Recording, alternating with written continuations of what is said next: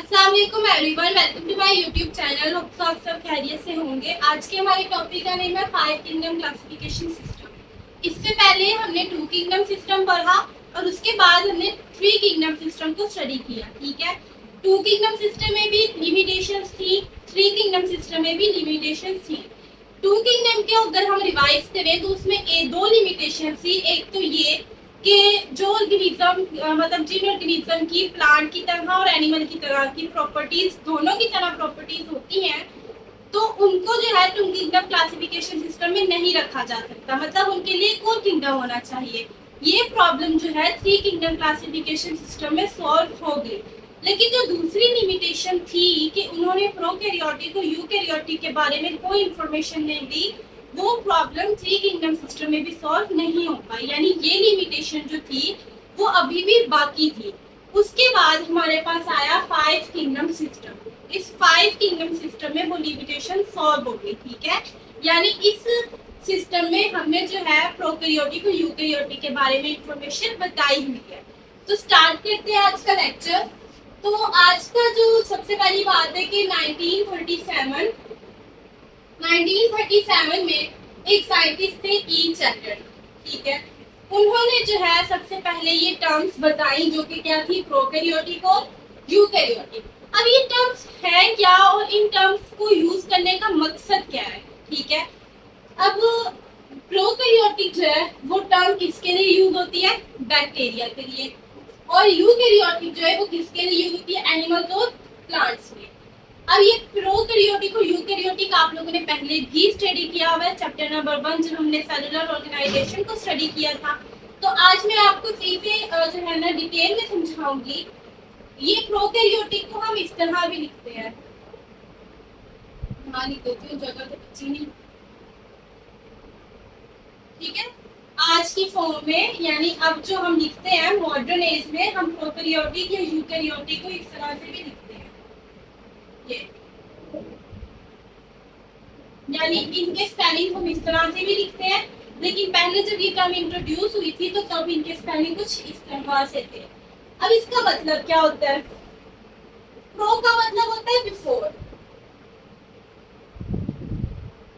ठीक है, बिफोर।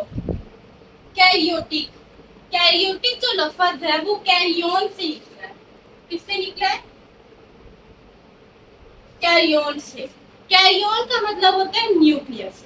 ठीक है, प्रो का मतलब होता है बिफोर, कैरियोटिक जो वर्ड है वो कैरियन से निकला है और कैरियन का मतलब होता है न्यूक्लियस। अब प्रोकैरियोटिक का मतलब होता है कि ऐसा सेल जिसमें न्यूक्लियस ना हो।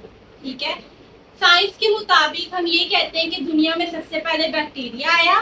ठीक है, बैक्टीरिया का सेल आया, उसके बाद जो है तब्दीली होती गई, जानवर बनते गए, फिर जानवरों से मतलब बंदर वगैरह बने, और उसके बाद जो है तब्दीलियां होती गई और तब जाके जो है इंसान बना। तो इस लिहाज से सबसे पहला जो सेल दुनिया में आया साइंस के मुताबिक वो कौन सा है, बैक्टीरिया। अब ये बात हमें पता है कि वक्त के साथ साथ हर चीज में तब्दीली आती है। अब बैक्टीरिया का सेल एक ऐसा सेल था जिसमें न्यूक्लियस मौजूद नहीं था। ठीक है, अगर होता भी था तो इतना कोई वाजे नहीं था। जिस तरह आज के सेल में अगर हम देखें तो आज के सेल में न्यूक्लियस और जो बाकी सेल ऑर्गेनेलीज हैं वो वाजे हैं। ठीक है, हमने हर एक ऑर्गेनेली को नेम दिया हुआ है। न्यूक्लियस का हमें पता है, उसकी हमें लोकेशन का पता है कि न्यूक्लियस जो है सेल में कहाँ मौजूद है। चैप्टर नंबर 4 में आप इसको डिटेल में भी स्टडी करेंगे। तो ये बात है कि प्रोकैरियोटिक उन सेल्स के लिए यूज होता है लफ्ज जिनमें जो है ये न्यूक्लियस प्रोमिनेंट यानी कि वाजे नहीं होता, और वो सेल्स किसके होते हैं, बैक्टीरिया के। ठीक है, और बैक्टीरिया का सेल ही दुनिया में सबसे पहले आया।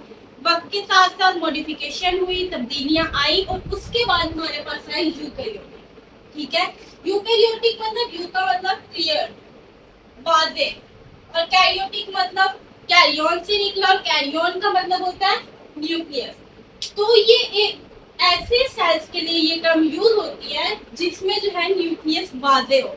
जैसे कि आप एनिमल का सेल देख लें या प्लांट का सेल देख लें। आजकल जो एनिमल्स के सेल्स हैं या प्लांट्स के सेल्स हैं उनमें आप देखिए न्यूक्लियस भी होगा, उनमें ऑर्गेनेलीज भी होंगी। ठीक है, लेकिन जो प्रोकैरियोटिक है यानी जो बैक्टीरिया का सेल है, बैक्टीरिया के सेल में आप लोगों को न्यूक्लियस या ऑर्गेनेलिस जो है इतनी वाज़ेह नहीं मिलती, ठीक है। तो ये दो टर्म जो है यूज हुई, सिस्टम ने हमें इन दो टर्म्स के बारे में बताया। कौन कौन सी? प्रोकैरियोटिक, ठीक है, यूकैरियोटिक। अच्छा, एक लफ्ज है प्रोकैरियोटिक और एक लफ्ज है प्रोकैरियोट्स, ठीक है। इनमें फर्क क्या है? प्रोकैरियोट्स बैक्टीरिया के लिए यूज होता है, ठीक है। अब देखिए बैक्टीरिया के सेल में जो है न्यूक्लियस वाज़ेह नहीं होता, ठीक है, इसलिए उनको जो है हम प्रोकैरियोट्स कहते हैं कि सारे जो बैक्टीरिया हैं वो प्रोकैरियोट्स हैं। और एनिमल्स और प्लांट्स उनमें जो है न्यूक्लियस वाज़ेह होता है, तो हम उनको क्या कहते हैं? ये सारे क्या होते हैं? यूकैरियोट्स। अब प्रोकैरियोटिक का मतलब होता है कि प्रोकैरियोटिक सेल यानी ऐसा सेल जिसमें न्यूक्लियस ना हो, उसको हम कहते हैं प्रोकैरियोटिक सेल। और जिस ऑर्गेनिज्म में वो सेल पाया जाता है उसको हम कहते हैं प्रोकैरियोट। तो आप लोगों को समझ आ गई होगी, ज्यादा कॉम्प्लेक्स नहीं करते, आसान जुबान में बता देती हूँ कि जो सेल जिसमें न्यूक्लियस वाज़ेह ना हो उसको हम कहते हैं प्रोकैरियोटिक सेल। और वो सेल जिस ऑर्गेनिज्म में पाया जाए, जैसे वो सेल बैक्टीरिया में पाया जाता है तो बैक्टीरिया कहलाएगा प्रोकैरियोट। तो ये दो टर्म्स जो है हमें इंट्रोड्यूस हुई। इसके बाद आए हमारे पास रॉबर्ट विटेकर। रॉबर्ट विटेकर ने ये सिस्टम जो है इंट्रोड्यूस करवाया। ये एमसीक्यूज में आते होते हैं, इनको आप लोगों ने दिमाग में बिठा लेना है कि ई चैप्टर ने हमें टर्म इंट्रोड्यूस करवाई थी प्रोकैरियोट और यूकैरियोटिक, ठीक है। उसने सिस्टम को नहीं इंट्रोड्यूस करवाया था, उसने सिर्फ ये टर्म्स बताई थी। और दूसरे नंबर पे रॉबर्ट विटेकर, रॉबर्ट विटेकर ने ये सिस्टम जो है हमें इंट्रोड्यूस करवाया, ठीक है। अब इसकी आगे हम बेसिस। पहला तो एमसीक्यूज क्या है? ई चैप्टर का। दूसरा एमसीक्यूज क्या है? रॉबर्ट विटेकर का। अब आगे आगे बेसिस, ये इंपॉर्टेंट शॉर्ट क्वेश्चन है, इसको मैं रेज कर देती हूँ।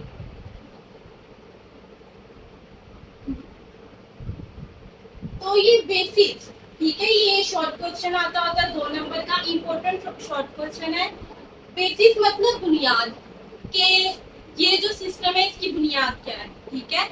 जैसे आपने क्लासिफिकेशन की बुनियाद पढ़ी थी कि क्लासिफिकेशन हम किस बुनियाद पे कर देते हैं, ऐसे थोड़ी हम अपने मर्जी से क्लासिफिकेशन कर देते हैं, हम किसी बुनियाद पर करते हैं। और वो बुनियाद क्या थी? सिमिलैरिटीज और डिफरेंसेस, कि ऑर्गेनिज्म के दरमियान हम सिमिलैरिटीज को देखते थे और उसकी बुनियाद पे हम क्लासिफिकेशन करते थे। तो इसकी भी कुछ बेसिस हैं कि ये सिस्टम जो है ये बना किस बेस पे। अब बेसिकली देखा जाए तो हमने क्लासिफिकेशन किया, क्लासिफिकेशन करने के बाद हमने ऑर्गेनिजम्स को 5 ग्रुप में जो है डिवाइड किया। किंगडम्स किसे कहते हैं? ग्रुप को। सबसे बड़े ग्रुप को हम क्या कहते हैं? किंगडम। तो उसने कहा कि क्लासिफिकेशन करने के बाद ही हमने जो है 5 किंगडम क्लासिफिकेशन सिस्टम आया ना, कि क्लासिफिकेशन की और ऑर्गेनिजम्स को 5 ग्रुप में डिवाइड किया।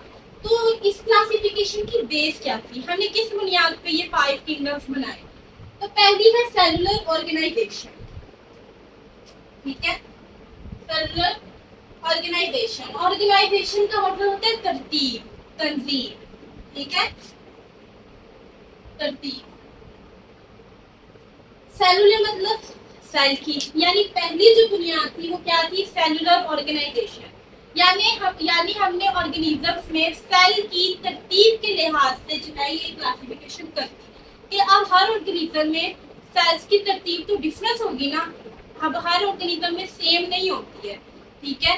अब हमने चैप्टर नंबर 1 में जब सेलुलर ऑर्गेनाइजेशन का लॉन्ग स्टडी किया था वहां पे भी हमने इस बात को पढ़ा था कि हर ऑर्गेनिज्म में जो है सेल्स की तरतीब सेम नहीं होती।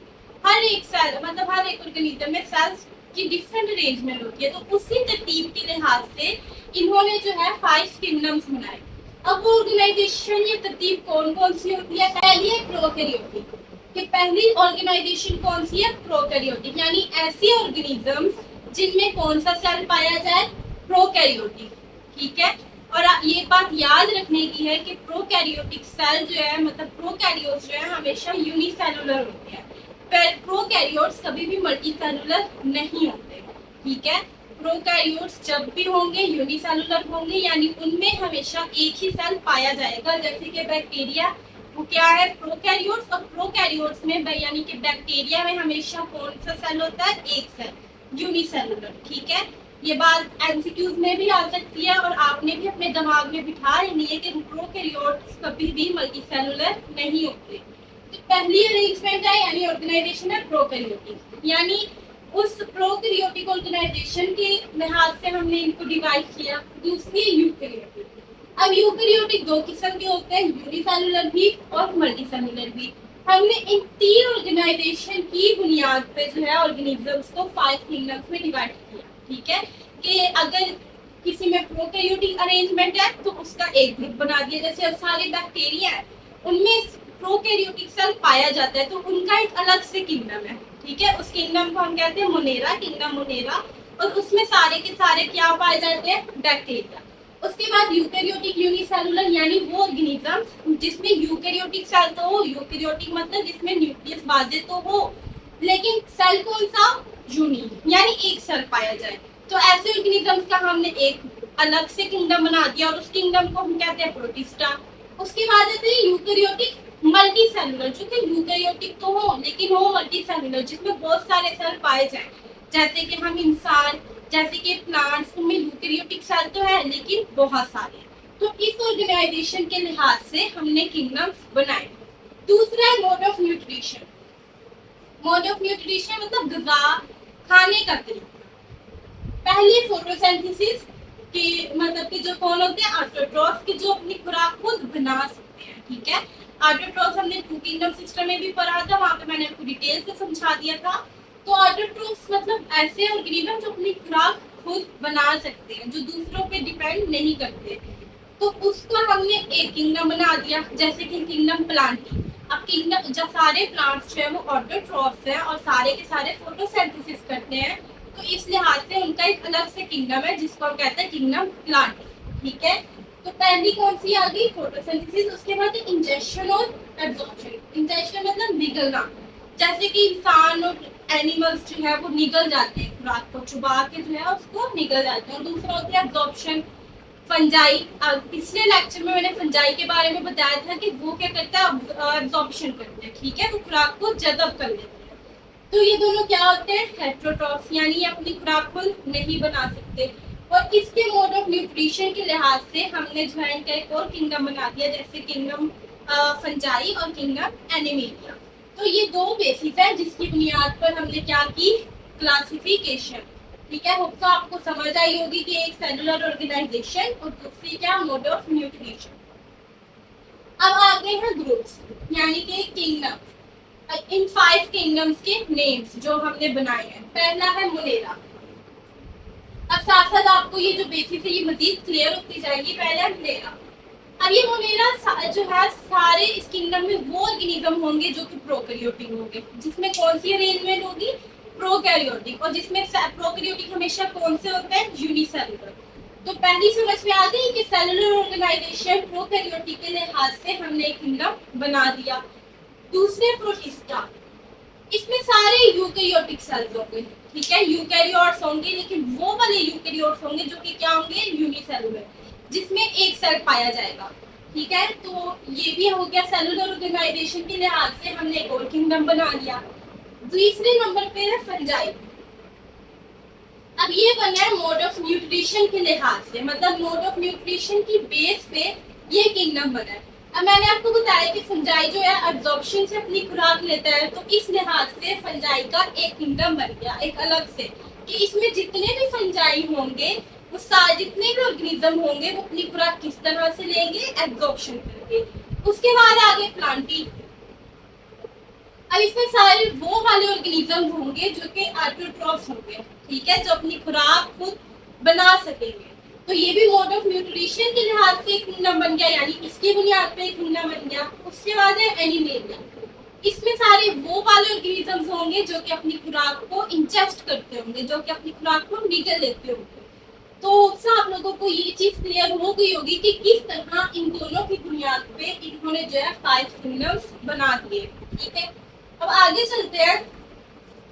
1988 दो साइंटिस्ट जो है हमारे पास और आए, एक का नाम था मार्गलिस और दूसरे का नाम था श्वार्ट्ज। ठीक है, ये एमसीक्यूज है, बार बार बता रही हूँ, ये आप लोगों ने करना है। ये जो सिस्टम है ना ये लॉन्ग नहीं आता। ठीक है, अगला जो टॉपिक है ना जो 5 किंगडम्स को डिटेल में बताया हुआ है वो क्वेश्चन जो है वो लॉन्ग में आता है, ये वाला टॉपिक लॉन्ग में नहीं आता, इसमें सिर्फ एमसीक्यू और शॉर्ट्स आते हैं जो कि मैं आपको साथ साथ बताती जा रही हूँ। तो दो साइंटिस्ट थे, मार्गलोस और श्वार्ट्ज। इन्होंने क्या किया था, मॉडिफाइड का मतलब तब्दीली लाई, ठीक है, किसको, 5 किंगडम सिस्टम ऑफ व्हिटेकर।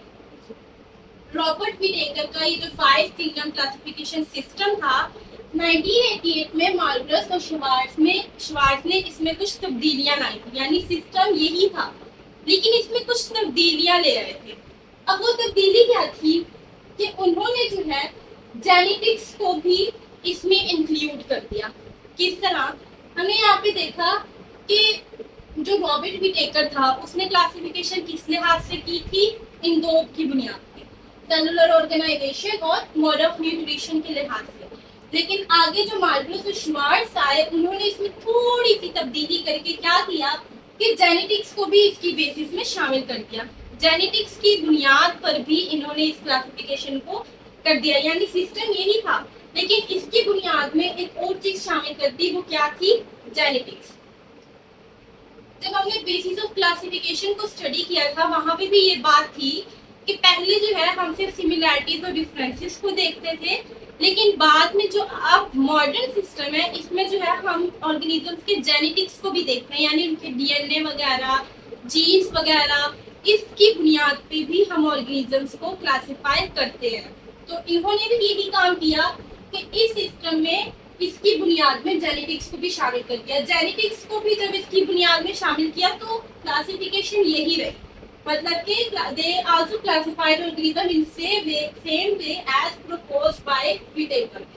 मतलब ये है कि उन्होंने इसकी बुनियाद में सिर्फ जेनेटिक्स को शामिल किया था, इसकी जो तरतीब है वो नहीं बदली थी, ना ही कोई और किंगडम सिस्टम जो है उन्होंने इंट्रोड्यूस करवाया था।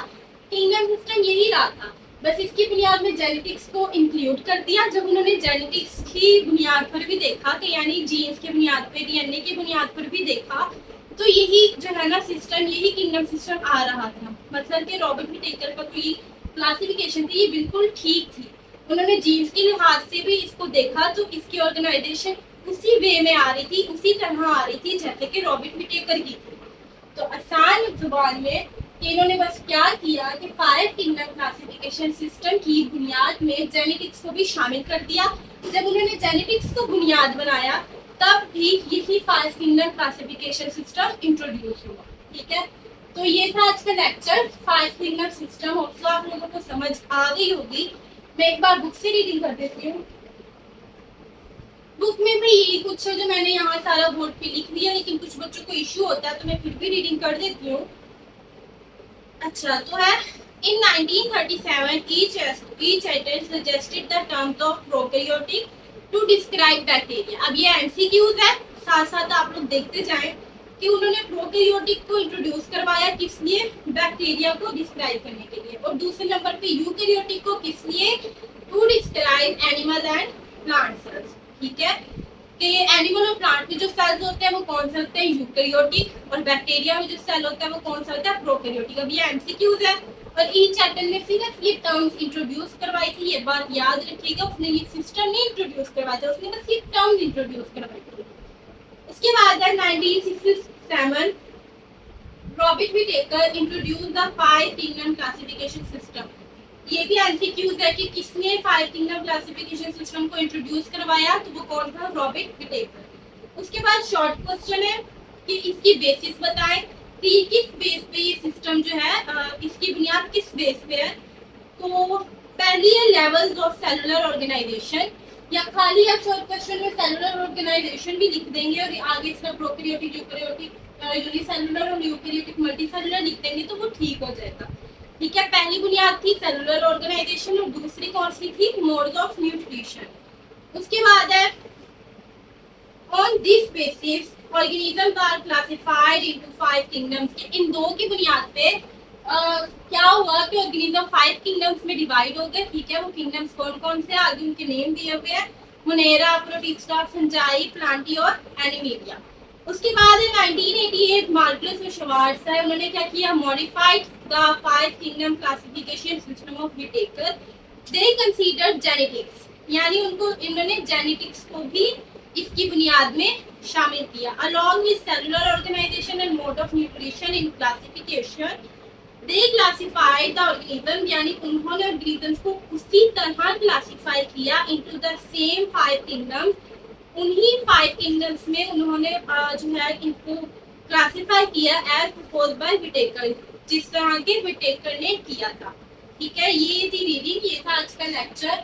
होप्सो आप लोगों को लेक्चर की समझ आई होगी, और अगर आप लोगों को लेक्चर की समझ आई है, मेरी वीडियो किसी भी तरह से आप लोगों के लिए इंफॉर्मेटिव थी, तो वीडियो को लाइक करना मत भूलिएगा।